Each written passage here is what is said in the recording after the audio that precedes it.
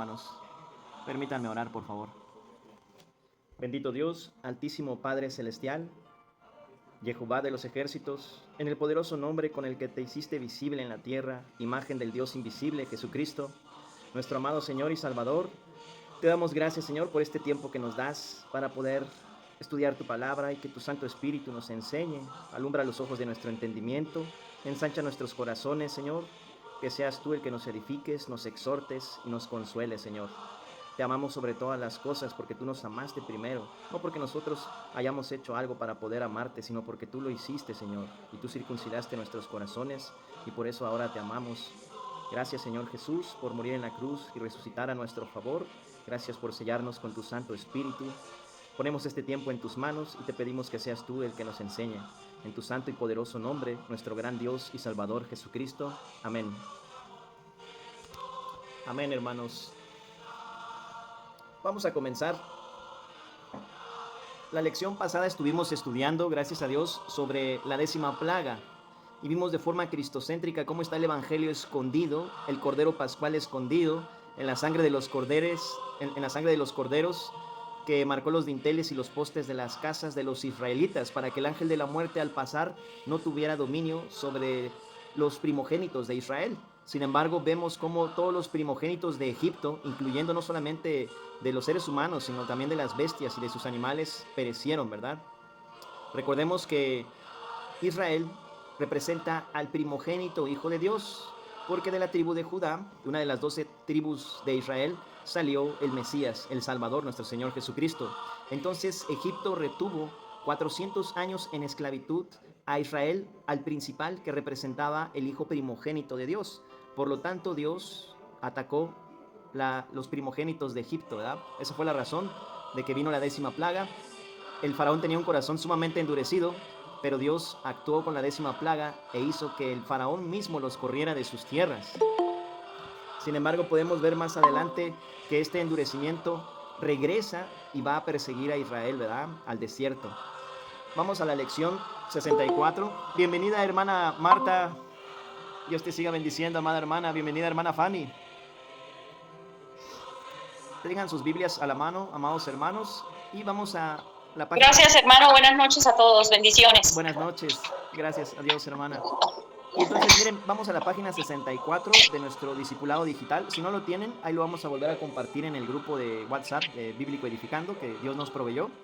Y aquí en la página 64 del discipulado digital, déjenme ver, voy a jalar el párrafo de la página 63 para tener el contexto de lo último visto en el estudio anterior.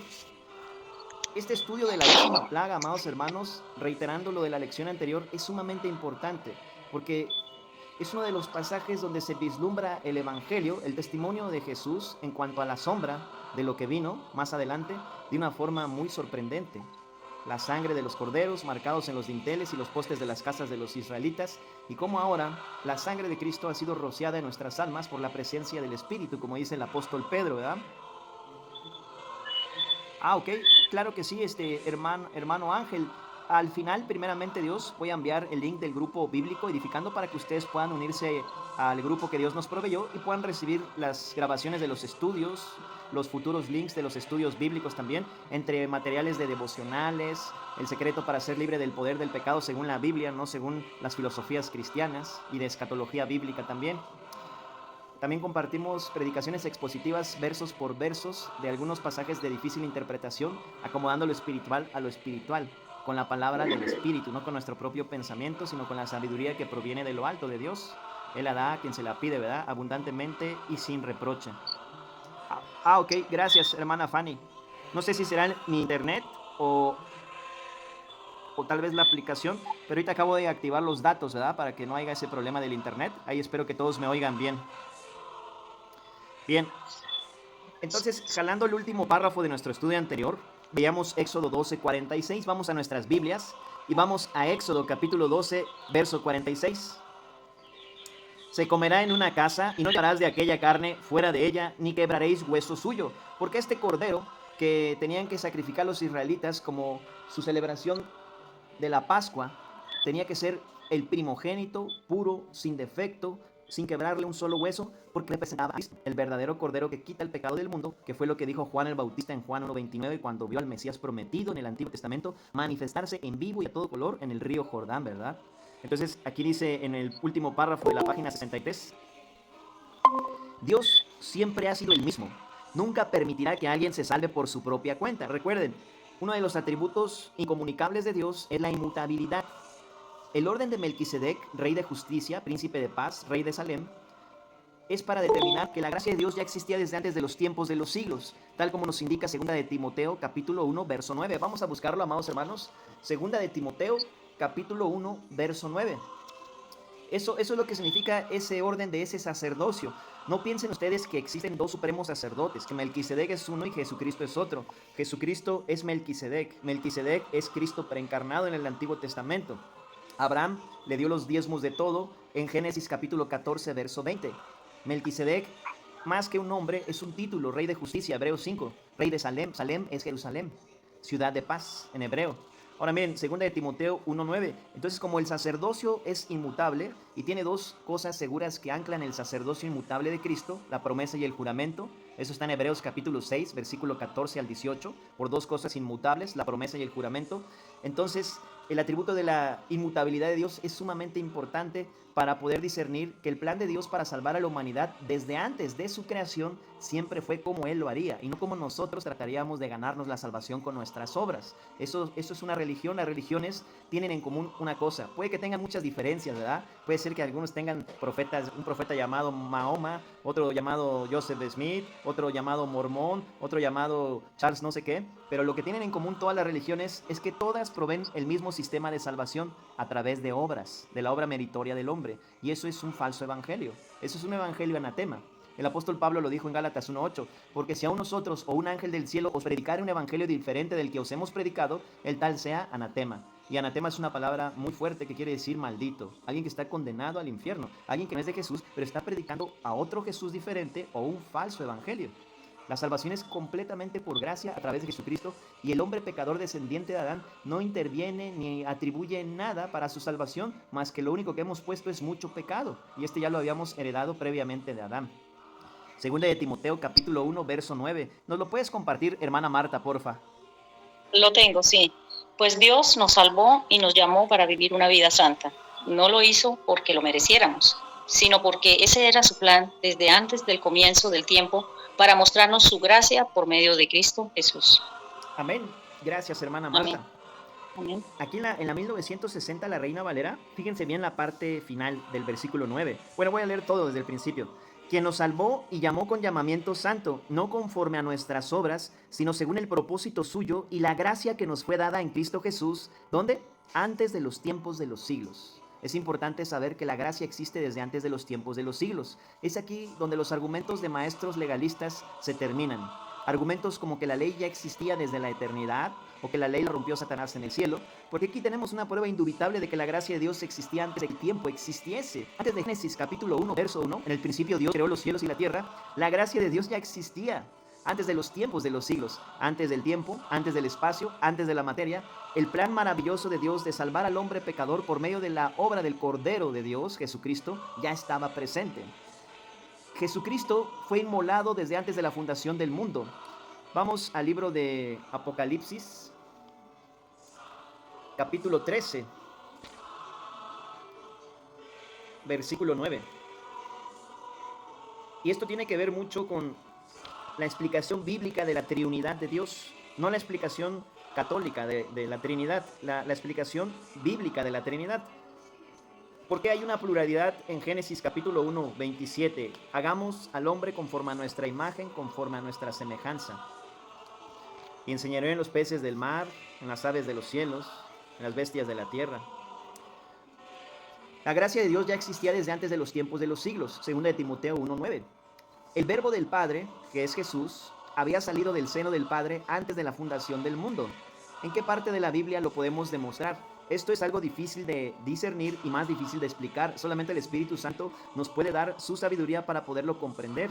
Esto explica y hace que compatibilice el resto de las escrituras de pasajes difíciles de interpretar, en donde el creyente siempre trata de ayudarle a Dios a darse a entender en cuanto a su triunidad.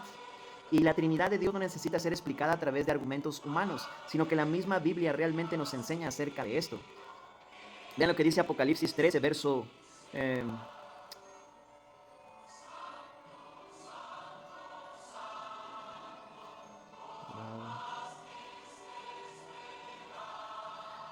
Estoy buscando el versículo que dice que Jesucristo fue inmolado desde la fundación del mundo. A ver si lo encuentran, hermanos. Es el 8, ¿verdad? Es el 8. Aquí lo tengo, miren. Permítame compartírselos, por favor. Apocalipsis 13, 8. Y la adoraron todos los moradores de la tierra, cuyos nombres no estaban escritos en el libro de la vida del Cordero, que fue inmolado desde el principio del mundo. La gracia de Dios existía desde antes de los tiempos de los siglos, así que el Verbo eterno salió del seno del Padre desde antes de que existiera el tiempo. Por eso en Génesis 1:27 ya vemos una pluralidad en el único Dios verdadero, al Padre, al Hijo y al Espíritu Santo, hablando entre sí. Hagamos al hombre conforme a nuestra imagen, conforme a nuestras semejanzas. Esto es muy importante, amados hermanos. Esto es un misterio, obviamente, lo dice la Biblia, pero no es algo que esté velado ni que sellado. Está revelado. Sí es un misterio, pero sí está revelado en las Escrituras.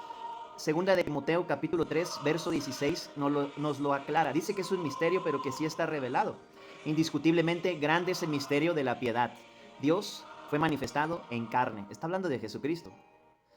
Justificado en el Espíritu. Está hablando de la segunda persona de la Trinidad de Dios, el Espíritu Santo. Predicado a los gentiles, creído en el mundo y recibido arriba en gloria.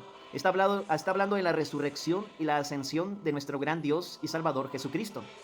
Entonces, no son tres dioses, es un solo Dios, pero tiene que haber un receptor del sacrificio, quien avale que la justicia ha quedado satisfecha con el sacrificio sustitutivo perfecto, pascual, que es Cristo, y tiene que haber el sacrificio que tenía que salir del Padre, y es el Hijo de Dios, Jesucristo. Por eso el Padre se aceptó a sí mismo en la persona del Padre, pero de su propia persona desde antes de la fundación del mundo, el Verbo ya había salido del Padre, porque la gracia de Dios ya existía desde antes de los tiempos de los siglos.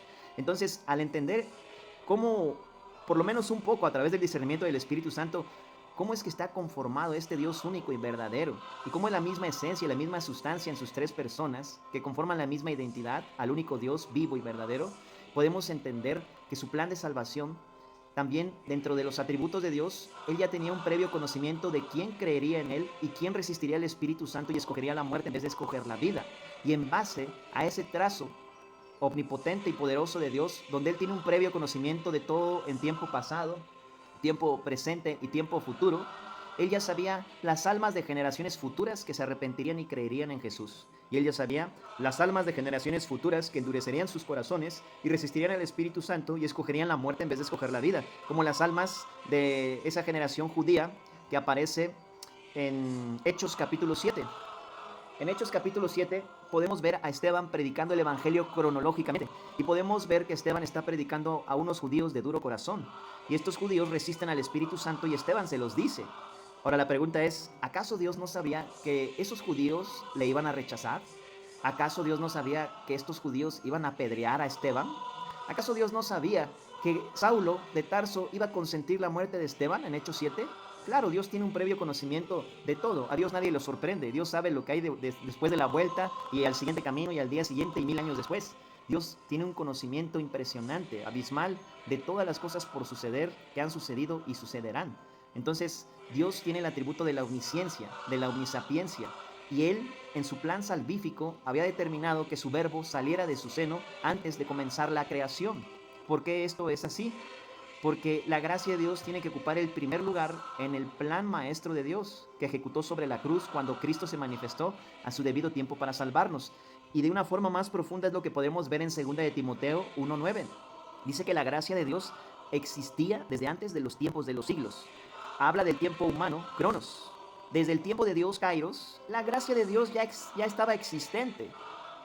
Por lo tanto, no podemos decir que la ley fue primero que la gracia, ni que Satanás rompió la ley, ni ninguna enseñanza extraña de maestros religiosos legalistas que les gusta inyectar y mezclar la ley con la gracia, porque la gracia de Dios tiene el primer lugar antes de la creación y ya existía desde antes de los tiempos de los siglos. Por lo tanto, el plan de Dios siempre consistió en cómo Él nos salvaría a nosotros y no en cómo nosotros nos ganaríamos nuestra propia salvación.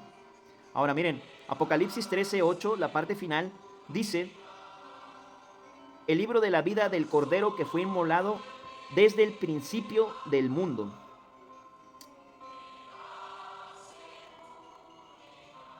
El apóstol Pedro dice en un versículo exactamente lo mismo, ¿verdad? No recuerdo la cita bíblica, si alguien lo puede buscar. Hermana Marta, a ver si tú lo pudieras buscar, ese pasaje bíblico, hermana. ¿Qué dice? Dice que Jesucristo fue inmolado desde la fundación del mundo.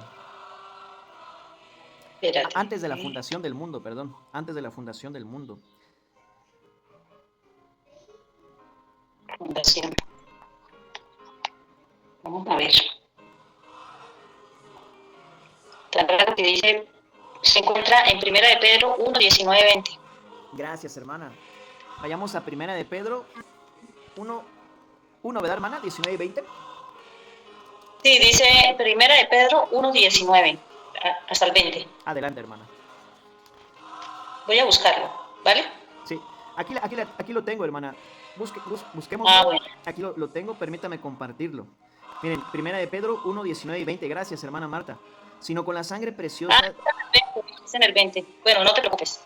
Sino con la sangre preciosa de Cristo, como de un cordero sin mancha y sin contaminación. ¿Se dan cuenta? Este cordero que marcaban los israelitas en sus dinteles y en los postes de sus puertas, en Éxodo 11 y 12, en la Pascua, y el ángel de la muerte no podía matar a los primogénitos de Israel, es una sombra del verdadero cordero pascual, pero este cordero pascual ya estaba predestinado desde la fundación del mundo, antes de la fundación del mundo. Por eso Jesús le decía a los discípulos en Juan capítulo 16, versículo 27, 28 y 30, yo salí del Padre, de Dios he salido, salí de Dios. ¿De dónde salió Jesús? No salió de una galaxia alterna ni del multiverso, salió del Padre. ¿De dónde salió Cristo? Del Padre. Entonces, ¿quién es Jesús? Jesús es Dios. El Padre no creó un segundo Dios, hizo salir a su propio verbo de su propio seno y lo manifestó en carne con el poder de su espíritu en una virgen descendiente de David. Entonces Dios se manifestó en carne. Podemos ver a Jesús, que es más sublime que los cielos, que es la misma esencia y sustancia del Padre, el verbo eterno del Padre que se nos manifestó, la vida eterna que se nos manifestó, tal como lo declara Juan 1:14, y aquel verbo se hizo carne y habitó entre nosotros y vimos su gloria, gloria como el unigénito del Padre, lleno de gracia y de verdad. Entonces la forma en la que Jesús y el Padre son uno no tiene nada que ver con todo lo que nosotros conocemos después de la creación, porque este acto de donde el Hijo salió del Padre se ejecutó antes de la fundación del mundo, porque esta es la gracia de Dios que existía desde antes de la fundación del mundo, y Él tenía que hacerlo así porque iba a venir a morir en la cruz por nuestros pecados. Ya estaba predestinado que Él se haría carne para derramar sangre de un cuerpo humano, porque Él ya sabía en su previo conocimiento que el primer ser humano de un cuerpo de carne, sangre y huesos pecaría, y que en ese cuerpo humano de Adán entraría la muerte a todos los seres humanos. Por lo tanto, Él tenía que hacerse carne, pero sin pecado, para depositar su pecado en sí mismo y quitar la muralla de separación entre Dios y los hombres, haciendo la paz por medio de su sangre derramada en la cruz. Cuando Jesús dice, yo salí del Padre he salido, esa palabra en griego es exergomai. Y esa palabra exergomai de Juan capítulo 16, versículo 27, versículo 28, versículo 30, aparece 3 veces seguidas en el mismo capítulo. La palabra exergomai significa literalmente partir. Significa literalmente que Jesús se desprendió de la persona del Padre y se manifestó en un cuerpo humano. Por lo tanto, Jesús no es un ser creado. Es la misma sustancia y esencia del Padre. Como el Padre no es creado, el Hijo tampoco es creado, salió de la persona del Padre. Entonces, cuando nosotros entendemos la Trinidad de Dios como que estamos dividiendo la divinidad de Dios en 3 seres divinos, eso es idolatría. Eso es la Trinidad católica. Eso no es la Trinidad bíblica. La Trinidad bíblica de Dios es un solo Dios manifestado en 3 personas, pero que conforman la misma identidad del único Dios verdadero. No es un Dios mutilado ni dividido en 3 seres divinos, porque esos serían 3 dioses. O eso convertiría a Jesús o al Espíritu Santo en 2 dioses ajenos, aparte del Padre, inferiores al Padre. Hay que tener mucho cuidado con eso. Un católico te puede decir que cree en la Trinidad, pero como no cree en el Evangelio, realmente no entiende la Trinidad. Solamente cuando recibes a Cristo y recibes el sello del Espíritu Santo, puedes entender de verdad la Trinidad bíblica de Dios. Ahora, dice aquí en 1 de Pedro 1:20, ya destinado desde antes. ¿Cuándo? Antes. ¿Cuándo existía la gracia de Dios? Antes de los tiempos de los siglos. 2 de Timoteo 1:9. ¿Cuándo fue destinado Jesús? ¿Cuándo salió del Padre? Exergomai, yo salí del Padre. Por eso había una pluralidad en la singularidad de Dios. Hagamos al hombre conforme a nuestra imagen, conforme a nuestra semejanza. Génesis 1:27. Antes de los tiempos de los siglos esto ya había ocurrido. Por eso ya vemos al Espíritu Santo después de la creación moverse sobre las aguas de la tierra. Ahora miren, versículo 20. Ya destinado desde antes de la fundación del mundo. ¿Qué observamos aquí? Que esto ya estaba planeado por el Padre antes de que fundara el mundo. Por eso cuando Jesús se manifiesta en carne, Juan 1, 9 y 10 dice que aquella luz verdadera que alumbra a todo hombre venía a este mundo.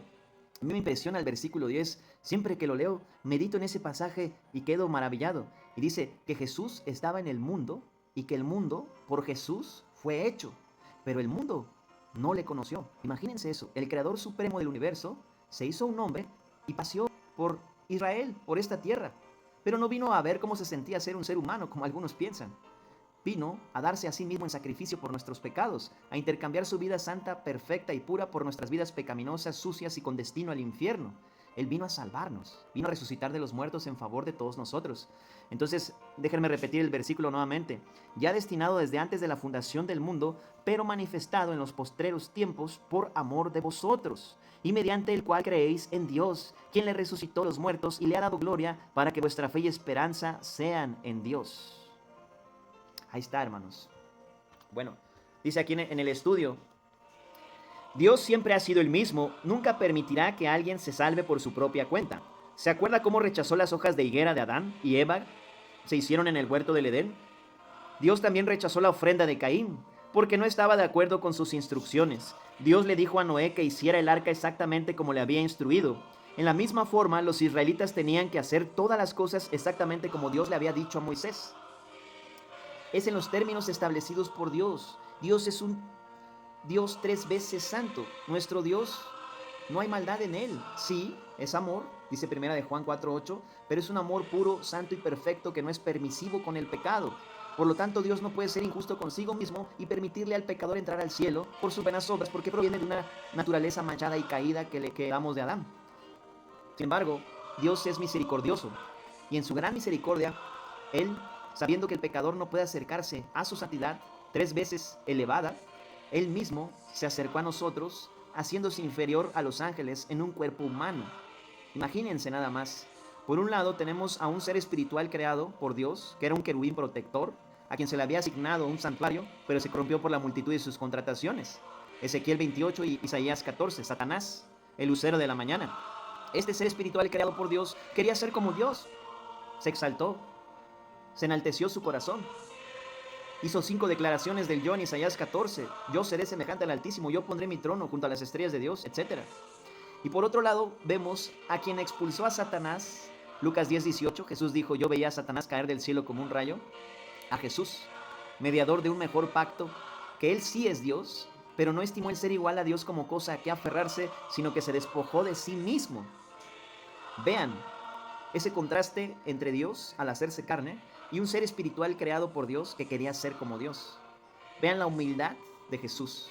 Vean cómo Él se hizo inferior condicionalmente, poniéndose autolimitantes a su propia persona humana con la que se manifestó para venir a salvarnos.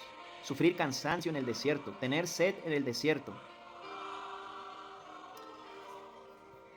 Por eso la palabra de Dios dice que lo más débil de Dios es más fuerte que lo más fuerte de los hombres. Dios no tiene partes débiles. En Zacarías 4:6, 520 años antes de que Cristo viniese a salvarnos en forma humana, dice que no sería con ejército, con espada, sino con el poder de su espíritu.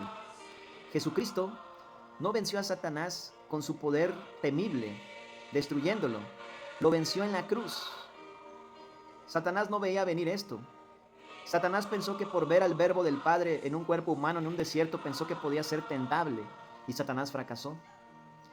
Donde el primer hombre, Adán, hecho perfecto, fracasó y fue vencido por la serpiente malvada, en un paraíso perfecto, en un medio ambiente perfecto, con una mujer perfecta, con animales perfectos sin ferocidad, con alimento, vegetales, frutas perfectas, sin enfermedades, pero fue vencido por la serpiente. Adán le creyó más al diablo en vez de creerle a Dios. Jesús, que es Dios encarnado, el Dios perfecto, hecho hombre perfecto, venció al que había vencido a Adán en el huerto del Edén, y lo venció en su propio terreno, en un mundo imperfecto, lleno de pecado, lleno de maldad, en un desierto donde fue expuesto a un gran hambre, a una gran sed, y Cristo triunfó, porque Dios no puede ser tentado, pero Él tenía que ser afligido y perfeccionado para demostrar que es el Cordero Pascual prometido, y tenía que santificarse condicionalmente a sí mismo, aunque Él ya es santo porque Él es Dios mismo, porque iba a introducirnos en su muerte y resurrección como parte de una nueva identidad inscrita en los lugares celestiales, unidos a Cristo Jesús. Y esto es muy importante, amados hermanos. Dice aquí en nuestro discipulado, Dios todavía es el mismo, no ha cambiado. No podemos llegar a Dios de acuerdo con nuestras ideas, solo podemos llegar a Dios de la manera que Él estableció. Lo mismo pasa en la vida cristiana. La mayoría de nosotros sabemos que fuimos justificados gratuitamente por gracia, sin ninguna obra de por medio que nosotros negociáramos con Dios. Es un regalo completo en la persona de Jesucristo, no hay nada que atribuirle adicional a una obra terminada y completa. Completo es completo y gratis es gratis. Si es 99% gracia y un 1% algo que yo o ustedes tienen que hacer, ya no es gracia. Un poco de levadura leuda toda la masa. Cristo hizo una obra completa, no una obra a medias. Cristo no vino a dejarnos la salvación más barata o a pagos chiquitos a crédito. Cristo vino a consumar una obra completa y darnos la vida eterna. Él vino y Él lo dice: yo he venido para que tengáis vida y no para que una vida que se desvanece en un rato, no, para que la tengáis en abundancia. Una salvación plena y completa, vida eterna, no vida temporal. Jesucristo dijo: yo soy, más de 11 veces en el Evangelio de Juan. Yo soy el pan de vida, yo soy la resurrección y la vida, yo soy la luz del mundo. Si no creéis que yo soy, en vuestros pecados moriréis. Yo soy la vid, vosotros los pámpanos. Yo soy el buen pastor, yo soy la puerta de las ovejas. Yo soy el camino y la verdad y la vida. Cuando lo aprendieron, también les dijo a la guardia de soldados que lo quiso aprender, que lo aprendió ilegalmente: ¿a quién buscáis? A Jesús de Nazaret. Y Jesús dijo: yo soy. Y cayeron todos al piso. Él se identificó con el Dios del Antiguo Testamento. Él estaba anunciando que era el Mesías prometido, que era el Dios y el Salvador prometido de Abraham, de Isaac y de Jacob. El Mesías prometido para el pueblo de Israel, pero que también vino a salvarnos a nosotros los gentiles, que no éramos pueblo, pero hemos sido introducidos al reino de Dios por la fe de Cristo, no por nuestras obras. Vamos a Éxodo capítulo 12 y vamos a leer del verso 12 al 14. Éxodo capítulo 12, verso 12 al 14. Y quiero pedirle de favor a nuestra amada hermana Cris, bienvenida hermana Cris, o nuestra hermana Mileidis Mercedes, si nos puede compartir esta porción de las Escrituras. Éxodo capítulo 12, verso 12 al 14. Ya va un momentico, Éxodo 12. Gracias, hermana. Éxodo 12, versículo 12 al 14. Hermana Mileidis. Ya va, mi hermano, ya va un segundo. Sí, claro. ¿Me repite la cita, me hace favor? Éxodo 12. Éxodo 12, verso 12 al 14. Ok. Ya ve. Del 12 al 14. Pues yo pasaré aquella noche por la tierra de Egipto e heriré a todo primogénito en la tierra de Egipto, así de los hombres como de las bestias, y ejecutaré mi juicio en todos los dioses de Egipto, yo Jehová. La sangre os será por señal en las casas donde vosotros estéis, y veréis la sangre, y pasaré de vosotros, y no habrá en vosotros plaga de mortandad cuando hiera la tierra de Egipto. Este día os será en memoria y lo celebraréis como fiesta solemne para Jehová durante vuestras generaciones, por estatuto perpetuo los celebraréis. Hasta allí va. Amén. Gracias, hermana Mileidis. Ahí está, amados hermanos. Porque esto era una fiesta solemne que se convirtió en un estatuto perpetuo, porque esto va ligado al pacto eterno.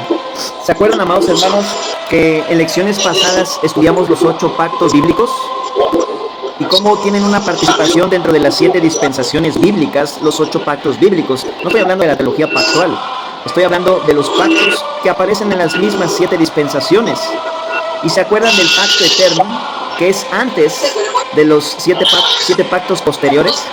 En ese pacto eterno está la gracia de Dios que ya existía desde antes de los tiempos de los siglos, y cómo Dios tenía establecido en ese pacto eterno hacer una alianza con el hombre por medio de su gracia, no por medio de los trapos de inmundicia que la naturaleza pecaminosa del hombre le ofrezca a la santidad suprema de Dios, sino como la santidad suprema de Dios se haría carne y ocuparía nuestro lugar en la cruz, resucitando de los muertos para vencer al diablo y a nuestro peor enemigo, a la muerte. Por eso los que tienen la marca y el rocío de la sangre de Jesús en sus almas, la muerte no tiene más potestad de ellos. Hablo de la muerte espiritual y de la muerte física también, porque cuando el arrebatamiento venga y esa poderosa trompeta suene, los muertos en Cristo resucitarán primero. Por eso 1 Corintios 15:21 establece: la muerte entró por un solo hombre, Adán, pero por el postrer Adán, por Jesucristo, la resurrección de los muertos.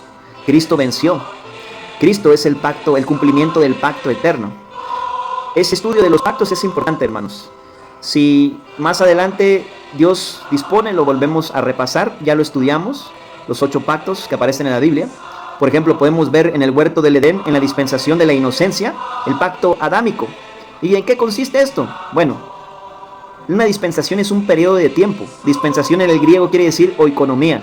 Y este periodo de tiempo determina el trato de Dios con la humanidad, en este caso con el primer ser humano creado, que es Adán, y Eva, su esposa. En este primer pacto vemos la institución creada por Dios en primera instancia, el matrimonio. Vemos cómo Dios le da el título de propiedad a Adán. Y vemos también que este pacto es violado por Adán. Este pacto consistía en que Adán y Eva podían comer de cualquier fruto de los árboles, excepto del árbol de la ciencia del bien y del mal. Adán quebrantó este pacto con Dios cuando le creyó al diablo, y la desobediencia de Adán produjo la muerte espiritual a los seres humanos. Ahí vemos cómo termina en fracaso la dispensación de la inocencia, y el pacto de no comer del árbol de la ciencia del bien y del mal es quebrantado por Adán. Ahora, ¿por qué no entró el pecado cuando Eva cayó? Porque Dios le dio el señorío del huerto y que le pusiera nombre a los animales y la ayuda idónea a Adán. Así que Adán amó más a su mujer que a Dios, pero después de la caída le echó la culpa a Dios y a su mujer. La mujer que tú me diste, ella me dio de comer, y ninguno de los dos reconocieron su pecado delante de Dios para arrepentirse. Inclusive la mujer le echó la bolita al diablo. La serpiente me engañó y yo comí. Entonces, ahí podemos ver de dónde surge esa falsa justificación por nuestro pecado y la falta de humildad para reconocerlo y arrepentirnos, ¿verdad?, de la caída del hombre. Eso fue lo primero que pasó. Adán tuvo miedo, y después de que tuvo miedo se escondió, y cuando Dios lo confrontó, dándole una oportunidad de que se arrepintiera, él no quiso hacerlo. Y vemos desde la dispensación de la inocencia, justo cuando se quebranta el pacto adámico, una figura del evangelio en vivo y a todo color, y la promesa del anuncio preliminar de la salvación en Génesis 3:15. Dios le dijo a la serpiente malvada: pondré enemistad entre ti y la simiente de la mujer. Ella te herirá en la cabeza, le dijo al diablo, y tú le herirás en el calcañar. La descendencia de la mujer, el hijo de una virgen, sería herido en los pies y en las manos, atravesado con clavos en una cruz. Ahora ya tenemos toda la información completa de cómo fue exactamente, ¿verdad? Pero ya estaba profetizado desde el protoevangelio en Génesis 3:15. En Génesis 3:21 vemos una ejemplificación de este evangelio anunciado en Génesis 3:15, porque Dios sacrifica 2 animales inocentes que seguramente fueron corderos, por lo que más adelante Abel ofrece esa ofrenda de fe a Jehová, y Jehová la recibe con agrado. Corderos, ¿verdad? Entonces Dios sacrifica 2 animales inocentes, quita los delantales de higuera de Adán y Eva y los viste de pieles de sustitutos, de animales que ocuparon el castigo de su maldad, en lo que la promesa del protoevangelio de 3:15 de Génesis se cumplía. Adán y Eva salen con esta esperanza de salvación del huerto del Edén, a tal grado de que cuando nace su primer hijo, Caín, Eva pensó que tal vez este sería el Salvador, y Eva dice: este nos librará. Pero en vez de que fuera el Salvador, fue todo lo contrario, ¿verdad? Mató a su hermano Abel. Abel era justo porque le creyó a Dios. Está dentro de los héroes de la fe de Hebreos capítulo 11. Es pues la fe la certeza de lo que se espera, la convicción de lo que no se ve. Por la fe alcanzaron buen testimonio los antiguos. Por la fe entendemos cómo fue constituido el universo, que lo que se ve fue hecho de lo que no se veía. Pero sin fe es imposible agradar a Dios, porque es necesario que el que se acerca a Él crea que le hay y que es galardonador de los que le buscan. Y ahí aparecen los héroes de la fe, y entre esos héroes de la fe está Abel. Esa gran nube de testigos está conformada por el justo Abel, y por eso Jesús en los evangelios dijo que la sangre del justo Abel clamaba desde la tierra hasta Zacarías, el último profeta antes de su aparición, ¿verdad? Ya como el sol de justicia profetizó en Malaquías. Entonces, la sangre de Abel el justo. ¿Por qué fue justo Abel si había heredado el pecado de sus padres, Adán y Eva? Tanto es que él ofreció corderos porque él reconocía su pecado y reconocía que tenía que esperar a ese Salvador prometido de Génesis 3:15. Precisamente por eso, por creer en la esperanza de salvación con la que Adán y Eva salieron del Edén después de haber violado el pacto adámico, en la dispensación de la inocencia, en la dispensación de la conciencia, Abel reconoce que ha heredado la maldad de sus padres y que necesita un redentor, y él cree que ese redentor aparecerá. Y él sabe que ese redentor será un sustituto, como un cordero. Y por eso aquí, en la 10ª plaga de Egipto, vemos que el ángel de la muerte no puede entrar a matar a los primogénitos del pueblo de Israel, porque marcaron sus dinteles y los postes de su casa con la sangre de un cordero. Una sombra, una figura, una tipología de Cristo, el evangelio escondido. Podemos ver que la 10ª plaga nos enseña una gran enseñanza cristocéntrica, y podemos ver el testimonio de Jesús escondido ahí. Jesús les dijo a los fariseos, que se supone que estaban atentos estudiando la Biblia, estudiando las Escrituras, y Jesús les dijo en Juan 5:39, escudriñad las Escrituras. ¿Qué significa escudriñar? Escarbar. Como cuando buscas un tesoro, escarbas profundo, ¿verdad? Estás animado, sabes que hay un tesoro ahí, no lo dudas, así que escarbas hasta encontrarlo. Escudriñad las escrituras. A ustedes les parece que en ellas tenéis la vida eterna. Ellas son las que dan testimonio de Jesús.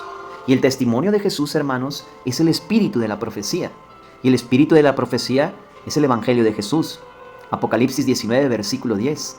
El espíritu de la profecía es el testimonio de Jesús y el testimonio de Jesús es el evangelio. ¿En dónde en el Antiguo Testamento está oculto el evangelio de Jesús? ¿En dónde está Cristo escondido en cada parte del Viejo Testamento?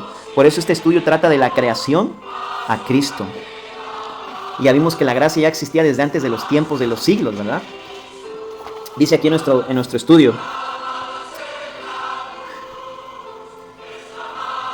la celebración de la Pascua, este día os será por memoria y lo celebraréis como fiesta solemne para Jehová durante vuestras generaciones, por estatuto perpetuo lo celebraréis.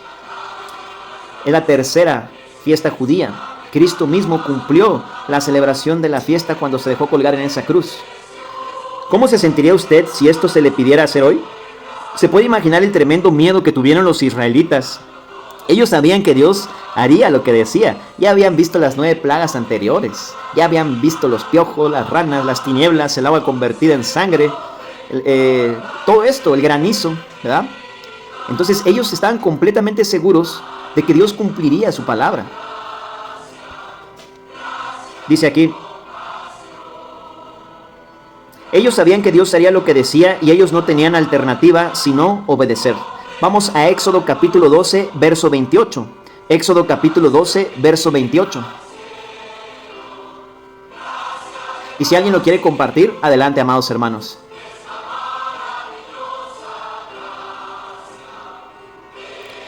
Éxodo capítulo 12, verso 28. Si lo quiere compartir, hermana Denise, hermana Cris o hermano... Lo tengo. Adelante, hermana Marta, por favor. Voy. Espérate, voy a abrir la luz para ver mejor. Listo.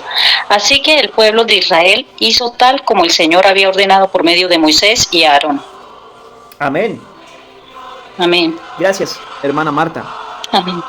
Recuerden que Moisés es un tipo de Cristo. ¿Qué es un tipo de Cristo? Significa que no es el Mesías en sí, sino una figura de lo que el Mesías haría como intermediario, como mediador entre Dios y los hombres. ¿Se acuerdan lo que vimos en Deuteronomio 4, si no mal recuerdo? Deuteronomio 4, Éxodo capítulo 4 también. Y vimos que Moisés representaba a Dios, no como un Dios, sino como representación de Dios, como un tipo de Cristo. Y que Aarón sería como su profeta, como su boca, ¿se acuerdan? Y que vimos ahí como ahí se cuadra bien la enseñanza del Salmo 82, cuando dioses sois, ¿verdad? En la reunión de los dioses, dice: ustedes dioses sois, y que no está hablando que haya más de un Dios, sino realmente qué implicación tienen esas palabras ahí y por qué Jesús se las cita a los judíos en Juan capítulo 8. ¿No está escrito en vuestra ley dioses sois? Y sabemos que la escritura es verdad. ¿Por qué me queréis matar cuando les digo soy hijo de Dios? Él sí es Dios, ¿verdad? Pero ¿por qué si a los representantes que hablaban de parte de Dios, a los hombres que eran jueces, se les llamaba así? ¿Por qué estos no creían que Dios se manifestaría en carne cuando se aparecía el Mesías? Entendían lo que Jesús les decía, pero no lo creían. Ellos querían matar a Jesús porque decían que blasfemaba, porque entendían que les estaba diciendo que era Dios, pero no lo creían. Ese es un gran problema. Dice aquí nuestro discipulado: ¿qué cree usted que sucedería si un israelita hubiera dicho: yo no voy a matar a uno de mis mejores corderos, yo tengo uno enfermo? ¿Eso será suficiente? ¿Piensa usted que Dios hubiera aceptado la sangre de un cordero enfermo? No. El cordero debía ser perfecto, tenía que morir. La sangre debía ser derramada. ¿Por qué? Ellos no debían olvidar que el castigo por el pecado es la muerte. Romanos 6:23, porque la paga del pecado es muerte, mas la dádiva de Dios es vida eterna en Cristo Jesús, Señor nuestro. Recuerden que en la lección pasada hicimos un ejercicio, una pequeña dinámica. Suponiendo, ¿qué pasaría si los israelitas que están adentro de la casa ponen la sangre del cordero primogénito, puro y sin mancha, en los dinteles de su casa y en los postes de su casa, pero están mintiendo, están robando, están maldiciendo, están peleando adentro y tienen una conducta deplorable adentro de sus casas? ¿Qué haría el ángel de la muerte si pasara por ahí? ¿Entraría? O de igual manera, la promesa de Dios es firme y no podrían tener acceso para matar a los primogénitos de Israel. Y la respuesta obviamente fue que el ángel de la muerte no podría tener acceso a la casa de los israelitas porque era por la promesa de Dios, no por algo que los israelitas estuvieran haciendo, dejaran de hacer o empezaran a hacer. Y de igual forma pusimos un ejemplo, ¿qué pasaría con aquellos israelitas haciendo una suposición que no hubieran creído que la sangre del cordero, al ser puesta en los dinteles de su casa y en los postes de su casa, haría que el ángel de la muerte no matara a sus primogénitos? Pero en vez de eso, hubieran sustituido la promesa de Dios de la sangre del cordero por una excelente capacidad de comportarse bien mientras el ángel de la muerte fuera pasando por sus casas, y no estuvieran diciendo ni una mentira, estuvieran honrando a su padre y a su madre, no estuvieran adorando ningún ídolo, estuvieran portándose de maravilla de forma excepcional. ¿Qué hubiera pasado? El ángel de la muerte hubiera entrado y hubiera matado a sus primogénitos, porque Dios dijo que era por la sangre del cordero en sus dinteles, porque es una figura de Cristo. Lo mismo pasa hoy en día. Las religiones quieren justificarse a través de sus propios términos, para ganarse el cielo de un Dios santo, haciendo su propia torre de Babel para llegar por medio de sus buenas obras al cielo, con su propio poder y esfuerzo personal. Pero Dios no puede aceptar nada de eso, porque la manera establecida por Dios es a través de la sangre del Cordero, a través del Cordero de Dios que quita el pecado del mundo. Dice aquí el discipulado, el estudio bíblico. ¿Qué cree usted que sucedería si un israelita hubiera dicho: yo no voy a matar uno de mis corderos, de mis mejores corderos, yo tengo uno enfermo? ¿Eso sería suficiente? ¿Piensa usted que Dios hubiera aceptado la sangre de un cordero enfermo? Claro que no. El cordero debía ser perfecto, tenía que morir, la sangre debía ser derramada. ¿Por qué? Ellos no debían olvidar que el castigo por el pecado es la muerte. Ellos no debían olvidar que el Mesías les heredaría una promesa de vida eterna, que habría un testador que para dejar su testamento tendría que morir, pero él sería fiador de un mejor pacto. Vamos a Hebreos capítulo 9, versículo 14 al 17. Hebreos capítulo 9, verso 14 al 17. Permítame leerlo, hermanos. Ahora entraron muy poquitos, quién sabe por qué. Miren, dice Hebreos 9, 14 al 17. ¿Cuánto más la sangre de Cristo, el cual mediante el Espíritu eterno se ofreció a sí mismo sin mancha a Dios, limpiará vuestras conciencias de obras muertas para que sirváis al Dios vivo? Así que por eso es mediador de un nuevo pacto, para que interviniendo muerte para la remisión de las transgresiones que había bajo el primer pacto, los llamados reciban la promesa de la herencia eterna. Es vida eterna, no temporal. Es para siempre la salvación, no se puede perder. Porque donde hay testamento es necesario que intervenga muerte del testador. Porque el testamento con la muerte se confirma. Nosotros somos herederos de las riquezas insuperables de la gracia de Dios, de la herencia de los santos en luz. Somos herederos con Cristo, somos hijos de Dios y coherederos con Cristo, Romanos 8:17. Y si hijos, también herederos, herederos de Dios y coherederos con Cristo, si es que padecemos juntamente con Él, para que juntamente con Él seamos glorificados. Entonces la parte final del versículo 17 va de nuevo. Testamento con la muerte se confirma, pues no es válido entre tanto que el testador vive, pero Cristo murió, mas también resucitó y se levantó de los muertos y ahora vive por los siglos de los siglos e intercede perpetuamente a la diestra de la majestad en las alturas a los que con una mirada de fe se acercan a Él. Él ya nos abrió el lugar vivo, ya tenemos acceso al lugar santísimo por medio de su sangre.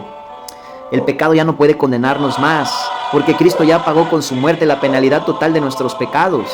Él ya degustó la muerte en lugar nuestro. Él ya satisfizo la justicia que la ley demandaba, donde el pecador tenía que morir. Y Cristo recibió el castigo por nuestros pecados cuando se dejó colgar en esa cruz. Él dijo: consumado es, pagado totalmente. Ahora, dice aquí en nuestro estudio, Éxodo capítulo 12, versículos 29 y 30. Éxodo capítulo 12, versículos 29 y 30. ¿Alguien lo quiere compartir? Hermana Marta, hermana Cris, hermana Denise. Éxodo capítulo 12. Adelante, hermana Cris. Ya, hermano, ya le. Éxodo 12, capítulo ¿qué? Capítulo 12, versículos 29 y 30. 29 y 30. Ya me indicó. 29. Dice la muerte de los primogénitos. Sí, ¿cierto? Hermano. Éxodo capítulo 12, hermana, versículo 29 al 30. ¿Dónde? Ah, bueno, aquí una niña que lo quiere leer. Sí, hermano. Claro que sí, hermana, adelante. Adelante, pequeñita. Muerte de los primogénitos. Aconteció que a la medianoche Jehová hirió a todo primogénito en la tierra de Egipto, desde el primogénito de Faraón que se sentaba sobre su trono hasta el primogénito del cautivo que estaba en la cárcel y todo primogénito de los animales. Y se levantó aquella noche Jarabón y todos sus siervos y todos los egipcios, y hubo un gran clamor en Egipto, Sí, porque no había casa donde no hubiera cemento. amén. Gracias, hermanita chiquita. Muy bien. Ahí está, hermanos. Imagínense eso. Chao. Imagínense eso, hermanos. Un muerto en cada una de las casas de los egipcios. El primer hijo. Tremendo eso, ¿verdad? Pero ¿qué pasó en la casa de los israelitas? No hubo ningún muerto, porque ellos le creyeron a Dios y marcaron los dinteles y los postes de su casa con la sangre de un cordero puro y perfecto. ¿Qué pasa con la vida del creyente? Recibe el sello del Espíritu Santo, su alma queda lavada con la sangre de Jesús y marcada para siempre como pertenencia a Cristo. Cristo pagó el rescate de nuestras almas con el precio total de su sangre, y la marca de su sangre es imborrable, pero borra todo pecado, porque Él ya pagó con el precio total de su sangre el rescate de nuestras almas. Eso es lo que significa la palabra redención, pagar un rescate. Ustedes y yo no tenemos la moneda fraccionaria de la justicia superior a la de los escribas y de los fariseos que Cristo mismo habló en Mateo 5:20, para poder pagar nuestra salvación, para poder salvarnos a nosotros mismos y entrar al reino de los cielos. No lo tenemos. No podemos pagar el rescate de nuestra alma. Es como si quisiéramos comprar un producto y no tuviéramos ni siquiera un centavo en el bolsillo, y de repente viene un Señor alto, poderoso y sublime y redime el producto para nosotros pagándolo con su moneda, porque Él sí tiene con qué. Cristo ofreció esa moneda fraccionaria de la justicia superior a los escribas y los fariseos al derramar la vida de su sangre en la cruz del Calvario para perdonar nuestros pecados y emblanquecer nuestras almas, purificándolas con su preciosa sangre en la cruz. Entonces Él es hecho fiador de un mejor pacto. Este pacto es un pacto eterno, no condicional, es de gracia. No es que depende de mí ahora que lo conserve o que lo mantenga. Depende de la obra terminada de Cristo, y su obra es infalible, no puede fallar. Así como el ángel de la muerte no pudo entrar a ni una de las solas casas de los israelitas, y los primogénitos de los israelitas estuvieron seguros, así el creyente tiene una seguridad eterna de salvación, porque ya fuimos comprados con la sangre de Cristo.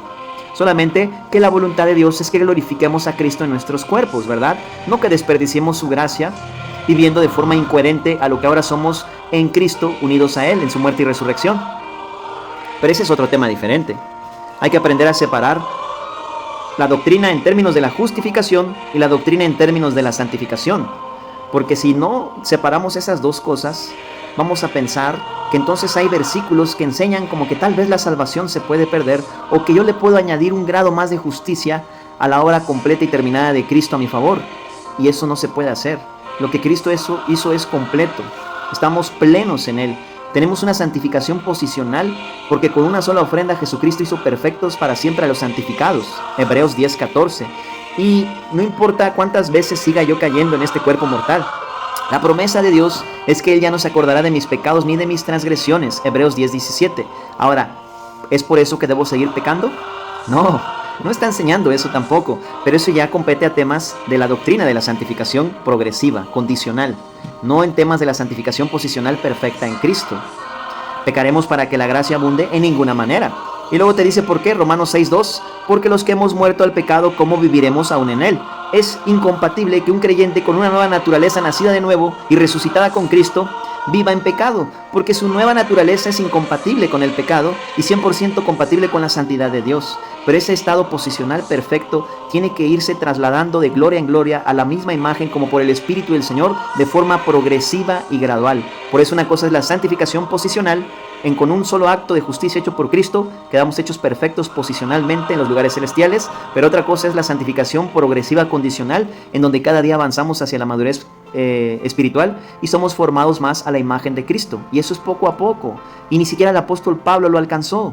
Filipenses 3:12, no que ya lo haya alcanzado ya, pero una cosa hago, dejando lo que está atrás, me extiendo hacia lo que está adelante, prosigo al blanco, prosigo a la meta, al supremo llamamiento de Dios en Cristo Jesús, ser formado a la imagen de Cristo.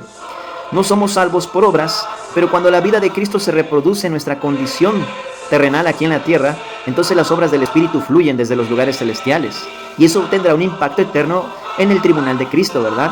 Para arrojar a los pies de Jesús los galardones, las coronas.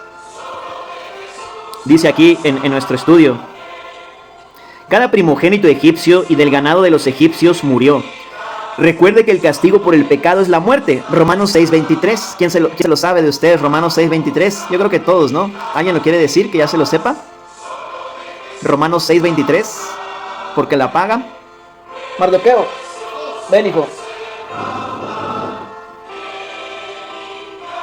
Dile a los hermanos Romanos 6:23. Porque la paga. La paga el pecado es muerte, la dádiva de Dios es vida eterna. Jesús nuestro Señor. Amén, muy bien, muy bien. Ahí está, hermanos. Entonces, la paga del pecado es la muerte, pero Jesucristo ya intervino con su muerte a favor de nosotros. Ya no debemos nada porque Cristo ya pagó. Ahora el regalo, la dádiva, el don inmerecido es vida eterna. En eso consiste la misericordia de Dios, en que en vez de darnos lo que el pecador merecía, la muerte y el infierno, Él nos regaló lo que no merecíamos, el cielo, la vida eterna, con Cristo Jesús para siempre. Y eso es gracia. Sin embargo, siempre me gusta recalcar últimamente, porque esto como que no se percibe muy bien, siento, o como que se ha olvidado tal vez. Esto no implica que no haya tenido un costo elevado la salvación, no implica que no se haya pagado un precio elevadísimo. A Dios le costó cada gota de la preciosa sangre de su Hijo Jesucristo. Le costó quitarse esa corona gloriosa eterna en los cielos y hacerse hombre, y que le escupieran en la cara, le latiguearan, le golpearan, lo insultaran, se burlaran de él, lo colgaran en una cruz y le pusieran una corona de espinas. Imagínense, esa corona de espinas representa la maldición del pecado sobre el mundo entero. Génesis 3:18. La tierra ya no te dará su fruto, Adán, le dijo Jehová a Adán. Te producirá espinos y cardos. Y la corona de Jesús tenía espinos. Representa la maldición del pecado sobre el mundo entero, puesta en el Hijo de Dios. Por eso Zacarías capítulo 3, versículo 9, dice que Él quitaría el pecado de todos nosotros, el pecado del mundo, en un día. En un día. Así de poderoso es el sacrificio salvador de Jesucristo. Pero la mayoría no lo cree. Muchos son los llamados, pero pocos los escogidos.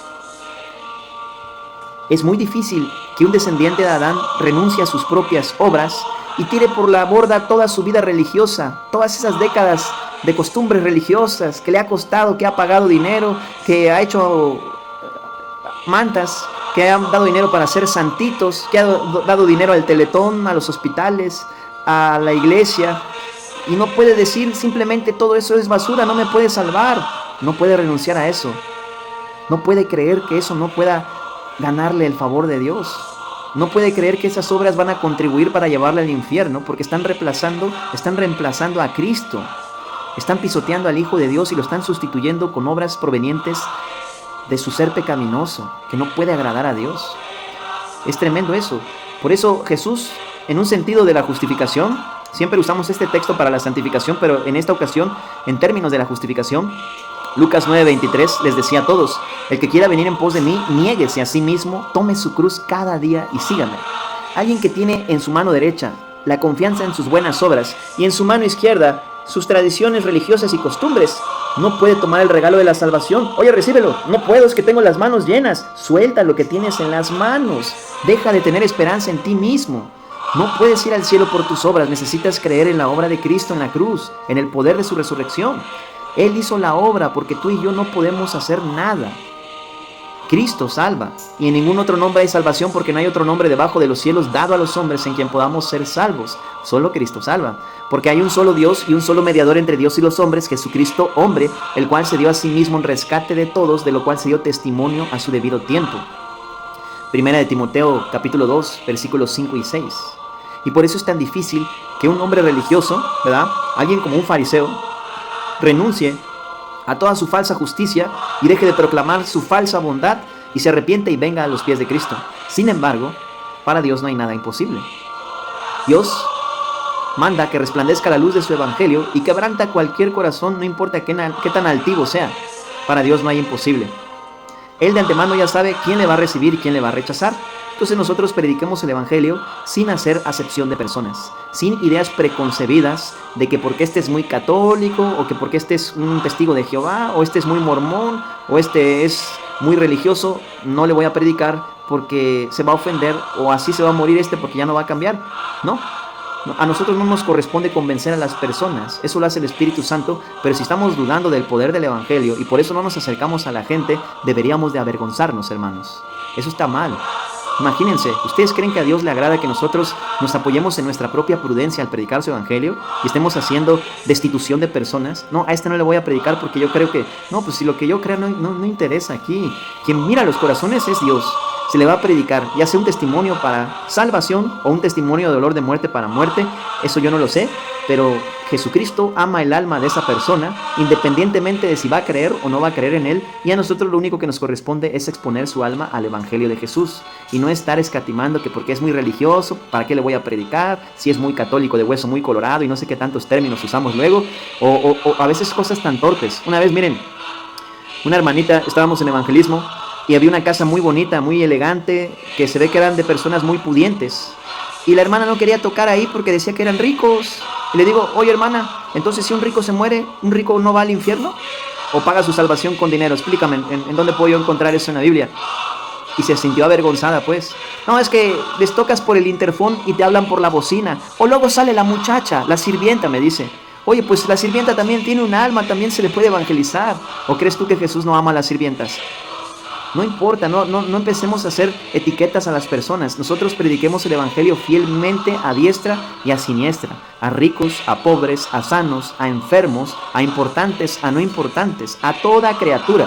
No seamos elitistas al predicar el evangelio, porque Dios no hace acepción de personas. Cuanto más nosotros, que somos los siervos de Cristo, no deberíamos de estar poniendo etiquetas a las personas. A todos hay que predicarles el evangelio. Miren, entre más difícil sea la evangelización, mejor, hermanos. Entre más objeciones haya en el evangelismo, mejor. El Espíritu Santo nos va a ejercitar en el uso de su palabra y en la destrucción de fortalezas que se levantan contra el conocimiento de Dios con altivez. Nos va a enseñar a depender fielmente en su palabra y no en nuestro propio poder, y a usar solo la palabra de Dios para predicar. Y la palabra de Dios tiene una respuesta para cualquier objeción o duda que ataque el evangelio. Y no es que vayamos a defender a Cristo, Él no necesita ser defendido, pero sí debemos de dar razón de nuestra fe con mansedumbre a todo aquel que nos lo demande. Ya casi terminamos, hermanos. Dice aquí: cada primogénito egipcio y del ganado de los egipcios murió. Recuerde que el castigo por el pecado es la muerte, Romanos 6:23, ya lo vimos. Dios siempre hace lo que dice. Dios no se anda con juegos, hermanos. Dios no es hombre para arrepentirse. Dios no cambia de parecer, Él es inmutable. Dice aquí: Dios siempre hace lo que dice. Él dijo que destruiría al primogénito de la casa de los egipcios y lo hizo. Él dijo que salvaría por cada casa donde viera sangre de cordero y lo hizo. Quiero enfatizar esto: se puede confiar en el Señor, su palabra es verdadera. Él le dijo a Noé: constrúyete un arca con madera de gómer y la calefactarás con brea.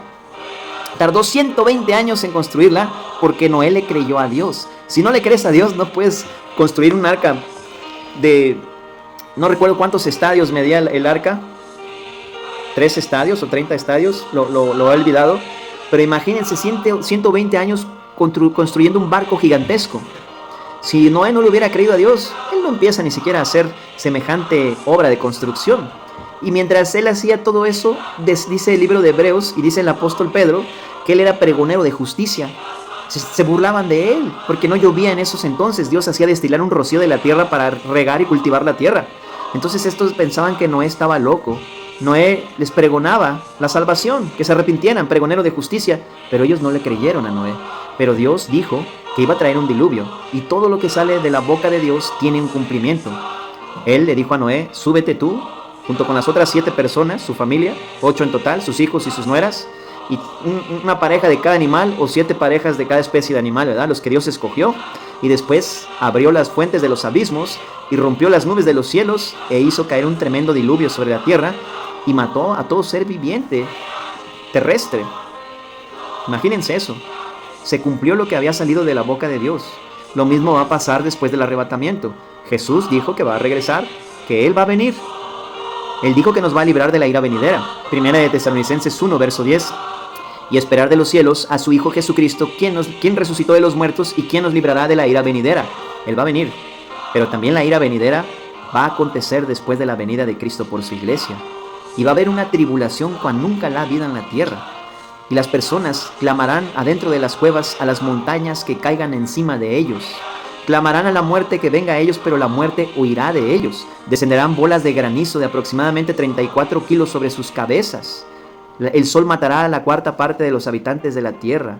El mar se convertirá amarga y en sangre, y matará a todas las especies marinas, y se volverán amargas. Se contaminarán todos los mares. Habrá llagas. Habrá cosas terribles que nunca ha habido. Y eso está en la Biblia, en Apocalipsis. Por lo tanto, salió de la boca de Dios, tiene un cumplimiento, sí o sí. No importa si lo creen o no, o si se burlan de nosotros o no, se va a cumplir. No importa si piensan que es un cuento de hadas, va a suceder, porque Dios lo dijo. Y todo lo que sale de la boca de Dios es su palabra poderosa que permanece para siempre y tiene un cumplimiento. Y nadie puede detener que Dios ejecute su soberanía sobre lo que Él ha establecido y dicho previamente, con tanta misericordia y tantos siglos y milenios de anticipación para que los hombres se arrepientan y crean en Jesús. ¿Y qué dicen los hombres? El advenimiento de su venida está muy lejano, todavía no viene. Así me dijo un ateo la otra vez. Es que desde hace 2000 años dice que va a venir y no viene, dice. Y ya cuando se le empieza a hablar, me empieza a hacer señas con los dedos y a insultarme. Un señor ya grande, no un muchacho, pues, un señor como de unos 67 años más o menos. Pero bueno, mientras alguien no haya nacido de nuevo, eso es lo normal que debemos esperar. No todos responden así, algunos se arrepienten y creen en Cristo, el Señor los rescata, pero muchos también actúan mal y se burlan. Entonces nosotros no debemos enojarnos contra ellos, sino orar por ellos y entender que no es de todos la fe. Y después de 2 o 3 amonestaciones, desecharlos. Tampoco vamos a estar arrojando nuestras perlas preciosas a los cerdos para que se volteen y nos devoren, ¿verdad? Pero tampoco vamos a desistir en la primera negativa, que vemos que no tienen ganas de oír y ya los dejamos y nos vamos. No, hermanos. Ya si la persona conscientemente 2 o 3 veces nos dice que nos vayamos, pues nos vamos. Pero hay que insistir un poco. No hay que abandonarlos a la primera. Muchos de nosotros éramos así o hasta más necios que ellos, y Dios insistió con nosotros, aunque éramos de dura cerviz y de duro corazón. Y Él insistió con nosotros y nos rescató. Dice aquí, hermanos, Éxodo capítulo 12, versículo 31 y 36. Y ya con esto terminamos. Éxodo capítulo 12, verso 31 al 36. Y el que lo encuentre primero, si nos lo puede compartir, por favor, amados hermanos. Éxodo 12, verso 31 al 36. Lo tengo. Adelante, hermana, por favor. Bien, espérate. Tú me dijiste que Éxodo 12:31, ¿cierto? Sí, 31 al 36. Sí, hermana Marta, porfa. Perfecto. Esa noche el faraón mandó llamar a Moisés y a Aarón y les dijo a gritos: lárguense, váyanse, dejen en paz a mi pueblo. Les ordenó: y llévense a todos los demás israelitas con ustedes. Vayan y adoren al Señor como han pedido. Llévense sus rebaños y sus manadas como dijeron, y márchense ya. Váyanse, pero bendíganme al salir. Todos los egipcios apresuraban al pueblo de Israel a que abandonara la tierra cuanto antes, porque pensaban: todos moriremos. Entonces los israelitas se llevaron su masa de pan sin agregar de levadura, envolvieron las tablas de amasar en sus mantos y los cargaron sobre los hombros. Los israelitas hicieron lo que Moisés les había indicado. Dieron a los egipcios ropa y objetos de plata y de oro. Y el Señor hizo que los egipcios miraran con agrado a los israelitas y dieron al pueblo de Israel todo lo que pidió. Así despojaron a los egipcios de sus riquezas. ¿Sigo? Amén. Hasta ahí, hermana. Muchas gracias, hermana Marta. Ahí, Les devolvieron algo de la plata por un trabajo gratis que hicieron durante 400 años, ¿cierto? exacto, sí. Imagínense, ahí terminó los 400 años de esclavitud. 430 años después de la promesa al padre de la fe Abraham, ¿verdad? Viene la ley, ya en el desierto, en el monte de Sinaí. Pero ahí terminan los 400 años de esclavitud que Dios había profetizado mucho tiempo atrás, pero que Dios, dentro de esto que era malo para el pueblo de Israel, lo encaminó para bien, porque los concentró geográficamente en un solo lugar y multiplicó y fructificó al pueblo de Israel. Eran demasiados, ya se habían multiplicado muchísimos. Entonces eso aseguró también que no se mezclaran con otras naciones. O sea, fíjense, todo esto dentro de lo malo, como la vida de José, tenía un propósito de acuerdo a la voluntad de Dios. En la vida de José todo vemos que va de mal en peor, ¿no? Sus hermanos lo quieren matar, luego dicen no, interviene Judá, interviene Rubén, no lo matemos, lo vendamos como esclavo, lo metamos en la cisterna, no, mejor lo vendamos como esclavo. Se lo venden a los ismaelitas como esclavo, y luego lo llevan a Egipto, ¿verdad? Y luego en Egipto la mujer de Potifar le hace ese engaño, lo acusa falsamente y lo meten a la cárcel. Y tarda mucho tiempo ahí en la cárcel José. Entonces todo iba de mal en peor en la vida de José, pero Dios lo encaminó para bien. Lo mismo pasa con la esclavitud de los israelitas en Egipto. Dios lo encaminó para bien porque Él está cumpliendo su promesa de hacer en ese entonces de hacer de Israel una gran multitud como nación, una gran multitud de gente, tan numerosa como las estrellas, como el polvo del mar. Hoy podemos ver a los israelitas, a los judíos, y están dispersados por todas partes, por todos países, ¿verdad? Hay argentinos judíos, mexicanos judíos, judíos colombianos, judíos nicaragüenses, judíos uruguayos, judíos españoles, etcétera, etcétera. De todas las naciones hay pueblo judío de Israel. Entonces, nuestros deseos para Israel es para paz, ¿verdad? Pero la paz de Cristo, la verdadera, no una paz temporal mundana. Nosotros no apoyamos las guerras ni nada de estas cosas. Ellos, de forma nacional, de forma patria, no creen en Cristo. Un pequeño remanente judío cree en Jesús, pero de forma nacional ellos no han recibido al Mesías que ya vino. Eso falta todavía. Y ese tiempo va a venir cuando nosotros seamos quitados de la tierra, en el arrebatamiento. Y Dios va a tratar fuertemente con Israel. Pero al principio la van a tener muy difícil. Van a ser engañados por el anticristo. Eso tiene que pasar, no podemos evitarlo, está en las escrituras. Ellos tienen que dejar que el anticristo, el falso Mesías, entre al tercer templo que van a construir y haga una abominación desoladora ahí en ese lugar. Y nosotros no podemos orar en contra de eso porque eso tiene que pasar, hermanos. Eso tiene que pasar. Entonces ahí se van a dar cuenta quién es realmente y se van a dar cuenta que el Cristo ya había venido, pero ellos no quisieron creer en Él y ahora ya van a creer en Él. Pero van a tener que pasar por una gran tribulación. Sin embargo, Dios no ha desechado a su pueblo y volverá a tratar con ellos. Pero ahorita estamos en el tiempo de los gentiles, el tiempo de nosotros. Así que hay que predicar el Evangelio a toda criatura y depender en el poder del Espíritu para que el fluir del Espíritu Santo manifieste a Cristo en nuestros cuerpos mortales. Como dice 2 Corintios 4:10, llevando en el cuerpo siempre por todas partes la muerte de Jesús, para que también la vida de Jesús se manifieste en nuestros cuerpos. El poder de la muerte para desactivar al viejo hombre y la vida resucitada que brota de la muerte para reproducir al nuevo hombre, a Cristo en nosotros, la esperanza de gloria. No sé si alguien quiere comentar algo, amados hermanos, antes de despedirnos con una oración.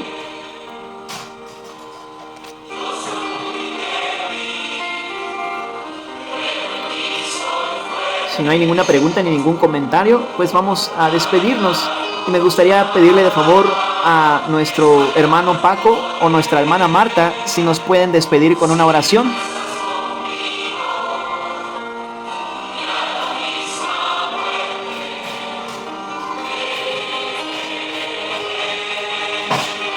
Hermana Marta, ¿nos puedes despedir con una oración, porfa, hermana?